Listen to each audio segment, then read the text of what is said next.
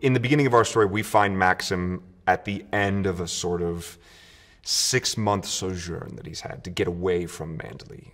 He has started the process of reincorporating back into society after taking some much needed time off for himself to sort of collect himself, gather his thoughts, and all of that. And we find him in the south of France. He's in Antibes, he's in Monaco, he's in all those sort of places where the people of that time would go to summer. And while he's there, unexpectedly, he finds the new Mrs. de Winter.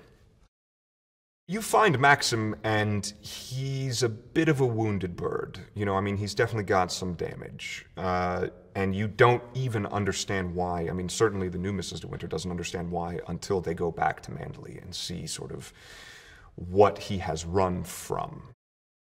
The new Mrs. de Winter is a new chance. It's a new lease on life. It's a breath of fresh air. He has been in a long-lasting, toxic relationship that, for those who have read the book or seen the original Hitchcock film, know that it ended really poorly, about as poorly as a relationship can possibly end. And he's been on the lam. He's been on the run, both from himself, from the law, from all of that. And enter this new woman who has this sweetness and purity and almost innocence that certainly the last Mrs. de Winter and the late Mrs. de Winter didn't have any of. So it's a chance to start over. It's a chance to sort of say, this is what I want in this new relationship. Unfortunately, Maxim is also carrying a lot of baggage with him, and that starts to affect this new life that he's trying to start with the new Mrs. de Winter. When Maxim meets the new Mrs. de Winter in France, it seems like she is the first person he has ever spent time with that gets him out of his head and gets him out of thinking about the situation that he has been running from for so long. He can sit and talk with her on a veranda for hours and never think about his past and never think about any of the prior trauma that he's suffered through. And he thinks that she is sort of like that balm. She's that salve. She is that thing that makes it all better. So I'm going to marry you, and this is our new chance at life, and I'm going to take you back to Manderley. And she is, you know, in and of herself, that salve to make those wounds feel better. But the problem is you go back to the site of the original trauma, and no matter how strong of a sort of balm she's able to be, she can't cover the wounds.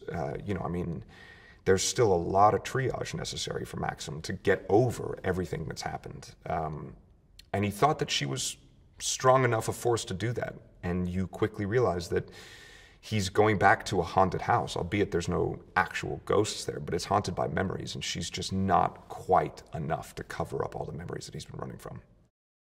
You know, it's a very funny dynamic between Maxim and Mrs. Danvers, because Mrs. Danvers originally came with Rebecca, his prior wife. She had been with Rebecca since she was a child, and Rebecca really ran the house. I mean, she called all the shots. She, in the most sort of graphic and belittling ways towards Maxim, and it was always Rebecca and Mrs. Danvers as a team. So now Rebecca is out of the picture, but Mrs. Danvers still has some of that power. The home itself is a pressure cooker. You know, I mean, as soon as these two people go there, they're bringing with them the beautiful memories of their honeymoon. They're bringing with them their new, fresh love for each other, a new sense of excitement about life, and then they step into this environment that is a pressure cooker. And any fears and any guilt or any sort of negative emotions that either of them might be harboring, either openly or secretly, just get amplified. You know, the original source material very much is supposed to feel like a ghost story. It is a ghost story. It's just not a supernatural ghost story. There is not a disembodied head of Rebecca floating around the house scaring people. There's not, you know, shadows moving around. I mean, obviously, as the new Mrs. de Winter is coming into the house, she's having to deal with her own sort of presuppositions of what's going on and dealing with the reality of it as well. But this is a ghost story that is much more humanized.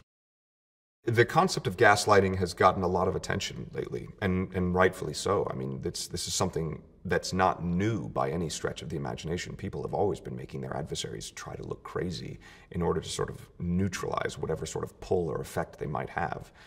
And in this one, you see that quite a bit, whether it be Danvers gaslighting the new Mrs. de Winter, someone gaslighting Maxim gaslighting someone. I mean,